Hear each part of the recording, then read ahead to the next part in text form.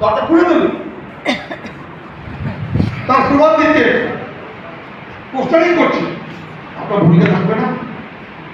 আমরা কি একটা দিনের জন্য প্রোগ্রাম করতে পারি না? বিএসএল বোর্ডের কমিটি আমরা সিদ্ধান্ত পারি না? হাওড়া হুগলিতে এত কনস্ট্রাকশন শিক্ষা মুক্তি হয়েছে, আমরা আলোচনা করতে পারি না?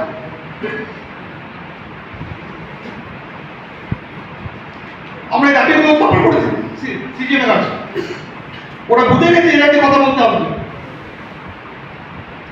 ওরা সিদ্ধান্ত নিয়েছে। তাহলে আমাদের কি করা উচিত? দিল্লি সরকার সিদ্ধান্ত নিয়েছে এই পদে যাচ্ছে আমার একজন উত্তর অফিসার বলছে, দাদা কেমন আছেন? আমার ভালো মতো মিলিয়ে চলছে। আবার রিটায়ারমেন্ট হয় ও 33, ঘুরে জিজ্ঞেস করে 33 থাকবে তো? থাকবো আমরা। আমি বললাম বিএসএম থাকবে, আপনি থাকবেন না। গভর্নমেন্ট বলছে আপনি থাকবেন। বিএসএম থাকবে না, মিস হাইকোর্ট থাকবে। আমার ইয়ার ইন্ডিয়া আছে, ইয়ার ইন্ডিয়া আছে তো নেই? ইয়ার ইন্ডিয়া কিন্তু এখন আছে, ওই রেফারেন্সটা আছে, ওখানে ইয়ার ইন্ডিয়া লেখা আছে কিন্তু। আগে বা পরে এক্সপ্রেস যোগ করে দিয়েছে, আমাদেরও কি যোগ করে দেবে? ওদের যেমন ইয়ার ইন্ডিয়া এক্সপ্রেস, মালিকের নাম টাকা, তা আমরা কি নাম যোগ করে দেবে? বিএসএন টেলিকম নাম যোগ করে দিল, মালিকের নাম হচ্ছে আদানি কি আম্বানি। তখন আমার এই ক্যাজুয়াল লেবার কি বলতে পারবেন তো? 20 বছর ধরে আমি কাজ করে যৌবন দিয়েছি, জীবন দিয়েছি, জগৎ তৈরি করেছি, বলবে তো বলবে ভাই এখন তোমাকে চিনি না, যা চলে যাক কেউ ঠিক আছে। তোমাদের কাছে সিএমডি লিখেছিল এরা ডিওটিতে কাজ করছে, যাও ডিওটির কাছে গিয়ে হত্যা করো। এখন আমি এই কোম্পানি মালিক, সেই কারণে আউটসোর্সিং এটা কোথাও আলোচনা করবেন। আমাকে শুনুন, বুঝুন, সিদ্ধান্ত নিন। সবাই জানে কিন্তু ক্যালসিয়াম বলতেন সবাই জানে। খুলে বলি, এখন আমাদের বিএসএন এর বেশিরভাগ কাজটা আর অফিস দপ্তরের মধ্যে হয় না, অফিসের বাইরে হয়। অফিসের বাইরে আমাদের বিএসএন এ কাজ করছে, সে একটা অফিস খুলেছে। এই অফিসের নাম কি? Telecom infrastructure provider. তারা কোন আজকে নেই, দেখতে পাচ্ছি না, পিছনে আছে, তারা কোন পিছনে আছে। ও আমি সেদিন ওর নামটা মনে হয়ে গেল, আমি অভিজ্ঞতা করেছিলাম, ও আমার কাছে 2 মাস আগে এসেছিল। কি জন্য? ও যারা হচ্ছে আউটসোর্সিং টিম নিয়েছে, ওরা ইউনিয়ন করতেছে। আর গতকাল আমি দিল্লিতে দেখলাম, সিদ্ধান্ত নিলাম বিএসএন এর সমস্ত টেলিকম ইনফ্রাস্ট্রাকচার প্রোভাইডারের যারা মালিক, তারা দিল্লিতে যন্ত্রমন্ত্রে গিয়ে দাবি উত্থাপন করছে যে আমরা বিএসএন ম্যানেজমেন্টের কাছে এই দাবি করেছেন। ভাবুন, আপনি খোঁজখবর করলেন না, আপনি খোঁজখবর করলেন না। বাইরে ওই অফিসের সাইনবোর্ড, তার নাম হচ্ছে টেলিকম ইনফ্রাস্ট্রাকচার প্রোভাইডার। ওর গোডাউনে কিন্তু ওয়েলটি আছে, ওর গোডাউনে অপটিক্যাল ফাইবার আছে, ওর গোডাউনে কিন্তু জয়েন্ট কিটস আছে, ওর অফিসে কিন্তু কনস্ট্রাকশন লেবার বসে আছে। অর্থাৎ ওরা আলাদা করে অফিস করে ওখান থেকে ওরা সব কাজগুলো করছে। ওখানে আপনিও নেই, এখানে ওরাও নেই, ওর অফিস আলাদা, আপনার অফিস আলাদা। আপনার নাম বিএসএনএল, আপনি আছেন, কাজকর্ম নেই, ওর নাম টিম। ওখানে আছে কাজ আছে, ইকুইপমেন্ট আছে, স্টোর আছে, লোক আছে, এবং হচ্ছে টেন্ডার আছে, টেন্ডারের মজুরি আছে, মজুরির মুনাফা আছে। ওর কি মোকাবিলা করবে? বলতে হবে তো, আপনার তো মনে পড়ে বলতে হবে তো আপনাদের যে নতুন পথে যে আউটসোর্সিং হচ্ছে তার নাম হচ্ছে টেলিকম ইনফ্রাস্ট্রাকচার প্রোভাইডার। এমনকি এখন অফিসে তো টেন্ডার জমা দিতে হয় না। আগে তো অফিসে এত টেন্ডার ছিল, ধরা সুযোগ ছিল, এখন অনলাইন, এখন ই অফিস অনলাইন। ওখান থেকে টেন্ডার জমা দিচ্ছে, ওখান থেকে অর্ডার পেয়ে যাচ্ছে, ওখান থেকে টাকা পেয়ে যাচ্ছে, টাকা দিচ্ছে, বিল দিচ্ছে, বিল পেমেন্ট হয়ে যাচ্ছে।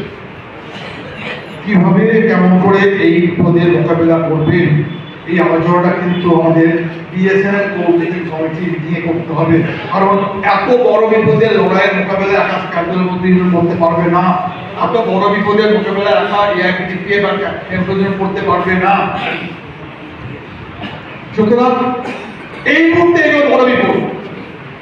7CPC হবে, ক্যাজুয়াল মন্ত্রক হবে যদি লড়াইটা হচ্ছে বেঁচে থাকে, যদি আপনি লড়াইয়ে থাকেন, চাকরিতে থাকেন, কাজে থাকেন, তাহলে পাবেন। আমি থার্ড পার্টি পাবো, কমতে কমতে 26 হয়ে গেল। অর্থাৎ এখন এই মুহূর্তে অফিস দপ্তরে চাকরি করে তার সংখ্যা মাত্র 26,000। 52 হলে টেবিল চাপড়ে বলতে পারতেন, 52 হলে টেবিল চাপড়ে বলতে পারতেন, কাল তোকে দেখাবো।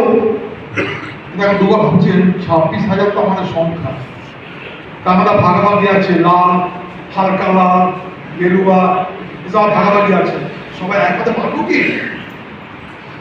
সবাই একসাথে গেছে কাজ করবেন অফিসাররা, ঝান্ডা নিয়ে যে কাজ করবেন শাসক দল বিএনএসপি বা বিজেপি, অর্থাৎ অফিসাররা আলাদা করে ঝান্ডা নিয়ে নিয়েছে।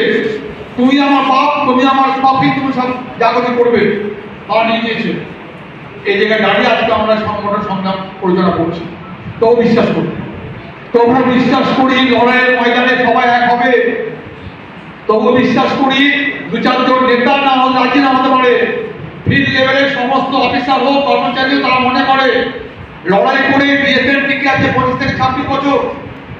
লড়াই করার মধ্য দিয়ে আমি 2G পেয়েছি, 3G পেয়েছি, 4G পেয়েছি। লড়াই করার মধ্য দিয়ে আমি দুটো বেতন চুক্তি করতে পেরেছি। লড়াই থাকলে আমি আছি, লড়াই থাকলে দাবি আদায় হবে, লড়াই থাকলে আমি একটার উপরে এগোবো। লড়াই করলেই সরকারকে আমি হারাতে পারবো। আগে ছিল কংগ্রেস, হারিয়েছি। পরে ছিল যৌথ যুক্ত মঞ্চ, হারিয়েছি। এখন হচ্ছে বিজেপি, আমি হারাতে পারবো। সুতরাং লড়াইকে বিকশিত করতে হবে। এই জায়গার নাম হচ্ছে আমাদের পরিবেশের ধ্বংস। শেষ করে অন্য কিছু কথা বলে এই জায়গায় দাঁড়িয়ে পশ্চিমবাংলার বুকে আমরা আমাদের লড়াই আমরা সংগ্রাম বিকশিত করতে হবে। আপনার খবর পেয়েছেন তো নিশ্চয়ই 20 তারিখে ব্রিগেড অভিযান হচ্ছে। না পার্টি অভিযান নয়, কারণ তো ব্রিগেড বলতে আমরা পার্টি বুঝি, কমার সিপিএম করে কমার তৃণমূল না। এবার একটা দুঃসাহস সিদ্ধান্ত হয়েছে, ওই ব্রিগেডে যাবে হচ্ছে বিএসএফ, ওই ব্রিগেডে যাবে হচ্ছে ব্যাংকের লোকেরা, ওই ব্রিগেডে যাবে হচ্ছে ওএনজিসি লোকেরা, ওই ব্রিগেডে যাবে হচ্ছে পোস্টালের লোকেরা। ওই ব্রিগেড ভারতের কিন্তু এবারে ইন্ডিয়ান অক্সিজেনের কিংবা হচ্ছে আমাদের সেই কোল ইন্ডিয়া, ওএনজিসি, শিপিং কর্পোরেশন, অর্থাৎ সমস্ত পাবলিক সেক্টর, দোকান কর্মচারী, সরকারি ইউনিয়ন, অর্থাৎ প্রতিদিন যে পেট চাল চলে মজুরি দেওয়ার মধ্য দিয়ে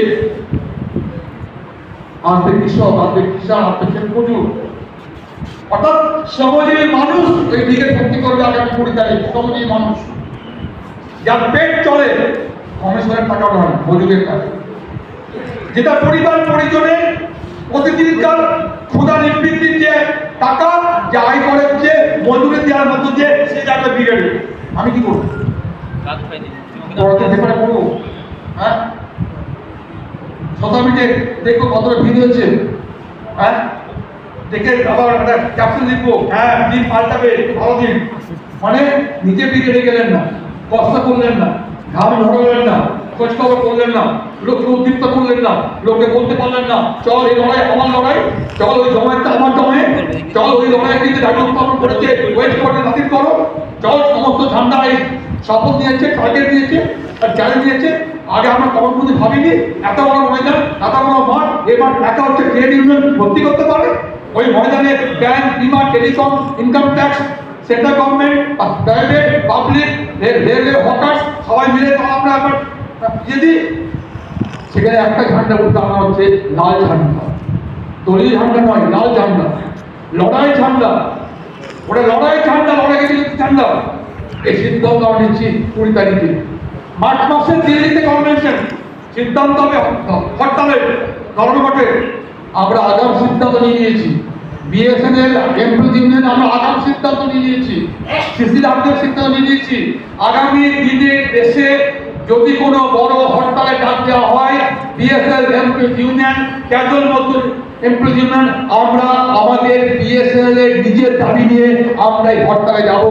কারণ এই হরতালে দাবি হচ্ছে সেম পাবলিক সেক্টর, এই হরতালে দাবি হচ্ছে সেম বিএসএনএল, এই হরতালে দাবি হচ্ছে ওয়েজ এগ্রিমেন্ট, এই হরতালে দাবি হচ্ছে ক্র্যাপ দ্য ওয়েজ কোড বিল, এই হরতালে দাবি হচ্ছে মিনিমাম মজুরি চাই 26,000 টাকা, মিনিমাম পেনশন চাই 9,000 টাকা। এই নতুন দাবি বলবে তো, লোকে জানবে তো, প্রশ্ন লিখতে হবে তো। আজকে যে বাজার দর, বাজার মজুরি, তাতে আমার মিনিমাম দাবি হচ্ছে মিনিমাম মজুরি করা উচিত ভারত সরকারের। পার্লামেন্টে এই আইন আনা হোক। আমাদের দাবি মিনিমাম পেনশন হোক 9,000 টাকা। বলতে লজ্জা লাগে আমাদের 56 এমপি সরকার এই পার্লামেন্টে অত একটু উল্লেখ করলো না 1,000 টাকা মিনিমাম পেনশন। কি ফাইনা লজ্জা না আমাদের? দেশে এখন এই মুহূর্তে মিনিমাম পেনশন 1,000 টাকা, 1,000 টাকা। শ্রমিক মজুরি মান আমি জানতাম না, এই শুনলাম 74 লক্ষ ভারতীয় এই মুহূর্তে আমাদের দেশে যারা কোনো জায়গায় একসময় চাকরি করতো, ইপিএফ থেকে রিটায়ারমেন্ট হয়ে বাড়ি চলে গেছে, সে পেনশন পায়। 74 লক্ষ ওয়ার্কার তার পেনশন পায় মাসে 1,000 টাকা। তারপরে বলবে ছাপা নেই, তারপরে বলবে প্রগতি, তারপরে বলবে উন্নয়ন, তারপরে বলবে দিন পাল্টাচ্ছে, তারপরে বলবে সুদিন। ওই 1,000-এর মধ্যে কিন্তু আমাদের বিএসএল কিন্তু লোক আছে। ওই 74 লক্ষের মধ্যে আমাদের কিন্তু 7জন 14 জন খুঁজে পাওয়া যাবে। আমি যখন ওই দাবিতে ভিত্তিতে দাবি উত্থাপন হচ্ছে 9,000 should be the minimum EPF pension for all, তাকে আমি যাবো না। সুতরাং সোশ্যাল মিডিয়াতে খবর নেওয়া নাই, আমার সিদ্ধান্ত নেবো বাজেট দিল্লিতে কনভেনশন ঘুরে আসার পর রাজ্যে কনভেনশন হবে, মে মাসে সম্ভবত অল ইন্ডিয়া স্ট্রাইক। এইগুলো নিয়েও কিন্তু বোর্ডে আমাকে উঠতে হচ্ছে ঝাঁপিয়ে পড়া। আর দেখবেন এই মেসেজ চলে যাক, এই মেসেজ চলে যাক। 3টে সংগঠন লড়াইয়ের বিকশিত করার জন্য কোঅর্ডিনেশন কমিটি আপনার পাশে আছে। ম্যানেজমেন্টের কাছে বার্তা পৌঁছে যাক। কোঅর্ডিনেশন কমিটি আপনার ঘরে ঢুকবে, ওরা পুলিশ দিয়ে আটকা, ওরা ঝুলে পড়াকে মেমো দিক, অনেকটা মেমো দিচ্ছে, আবার মেমো দিচ্ছে, বেতন কাটছে, মেমো দেবে, মোকাবেলা করবো। ওই গেট বন্ধ করে দিয়েছে, কিন্তু সব ঢুকতে যেতে না পারে, ঢুকে যেতে আপনার আজকে। সুতরাং নতুন নতুন ভাবে উদ্ভাবনী প্রক্রিয়ার মধ্য দিয়ে আমাকে জনগণের কাছে পৌঁছাতে হবে। এই বিশ্বাস বলতে গিয়ে আমরা এখানে আমি আমার কোশিশ করি। তার ইতিহাসে লড়ে আমাকে জিততে হবে 6 বছরে, আর নয় এই বছরেই দাবি আদায় করতে হবে। থার্ড পিআরসির সঙ্গে 7CPC যুক্ত বাকি হচ্ছে না। আমরা চিঠি দিয়েছি, গৌতম দাস কোর্টে গিয়ে লড়াই জিতেছে। আমি জানি ও টেনে নিয়ে যাবে গৌতম দাসকে দিল্লি সুপ্রিম কোর্টে। তাই আমরা লেবার কমিশনের দিল্লিতে চিঠি দিয়েছি যে তুমি চিঠি দিয়েছো, জানতে হবে আমাদের রাশিদারা বসে আছে, আমাদের জানতে হবে। সিএমডি চিঠি দিয়েছে লেবার কমিশনকে, আমার চিঠি উত্তর কোর্ট করে দিয়ে আমি এদের 6CPC মিনিমাম বেতন দিচ্ছি। 6CPC বেতন 605। Actually, they are paying only 4,750. It is only your union. একবার তো আপনার সংগঠন টেবিল চাপড়ে বুকে কথা দেখিয়ে সিএমডি কে বলেছে ইউ আর টেলিং লাই, তুমি মিথ্যা কথা বলছো, ভণ্ডামি করছো। মানে তুমি 6,050 দাও, যেটা এখন 7,000 হয়ে গেছে। আদারওয়াইজ আমি সিএলসি কে বলবো তোমার সিএমডি যা চিঠি দিয়েছে এটা মিথ্যা কথা বলছে। স্যার অ্যাকচুয়ালি সিএমডি পিএসএল এর সে কিন্তু 6CPC বেতন দিচ্ছে না, তার চেয়ে কম দিচ্ছে। এই ধরনের লড়াইগুলোকে আমাদের খুব তাড়াতাড়ি বিকশিত করতে হবে, কিন্তু তার জমায়েতের চেহারা আরো বড় করতে হবে, আরো বড় করতে হবে। আমি মানি সবাই এখানে আসতে পারে, অন্য আমরা সিদ্ধান্ত করি। তাহলে একদিন এই ধরনের প্রোগ্রাম হোক, কলকাতায় ঢুকে সবাইকে ডেকে না নিয়ে এসে একদিন জেলা জমায়েত ঢুকলি, একদিন জেলা জমায়েত হাওড়া, একদিন জেলা জমায়েত বসিরহাট, একদিন জেলা জমায়েত হচ্ছে ডায়মন্ড হারবার, একদিন জেলা জমায়েত হচ্ছে পঞ্চায়েত কিংবা হাবড়া। অর্থাৎ সেখানে নিয়মিত অনিয়মিত পেনশনার সবাইকে ডেকে নিয়ে এসে এই কথাগুলোই আশীর্বাদ করবে, এই কথাগুলি সুযোগ সরকার বলবে, এই কথাগুলি নিয়ন্ত্রণ সরকার বলবে। অর্থাৎ আমরা এই কনভেনশনের মেসেজ দিয়ে আমরা জেলা ভিত্তিক যদি প্রোগ্রাম করতে পারি, সেখানেও কিন্তু নিয়মিত অনিয়মিত পেনশনার তার হেডে করে জানতে পারবে। আর একটা কাজ করতে পারলে হয়তো আমার ভালো হতো, আজ না কাজ কিন্তু করতেই হবে। কোনো একদিন আসবে সেখানে শুধু আপনার অফিসারদের মধ্যে লড়াইকে বাউন্ডারি ওয়াল দিতে হবে না। Try to involve your family members. প্রয়োজনে আপনার ফ্যামিলি মেম্বার্সকেও যুক্ত করা দরকার। তার জানা দরকার বেকারত্ব কি জিনিস, তার জানা দরকার কর্মসংস্থান কি, জানা কি জিনিস। তার জানা দরকার শুধুমাত্র কোনোভাবে কেউ আমাকে হাতে টাকা দিয়ে দিচ্ছে আর তার মধ্য দিয়ে জয় জিন্দাবাদ আমরা বলছি, বিভিন্ন ভাতা চালু করছে, প্রজেক্ট ভাতা চালু করছে, এটা জীবনে মুক্তির পথ না।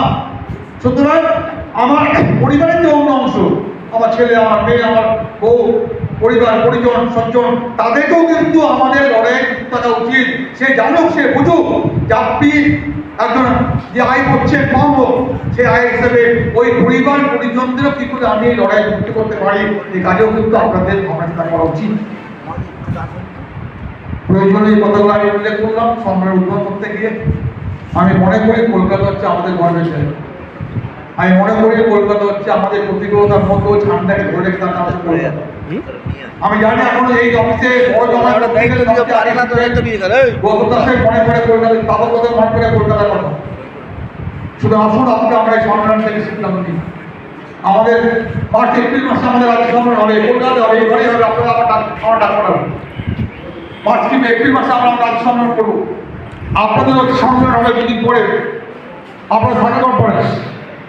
আমাদের এআইপিটিতে কনফারেন্স হচ্ছে কৃষ্ণনগরে, তার মধ্যে তৈরি হয়ে গেছে লাইব্রেরি যে আমরা আগে করবে এআইপিটিতে, তারপরে করবে সিএমও, লাস্টে করবে শ্রীলঙ্কার এমপ্লয়ি, অর্থাৎ নিজে নিজের সংগঠন তার মতো করে চলবে, ঠিক কথা।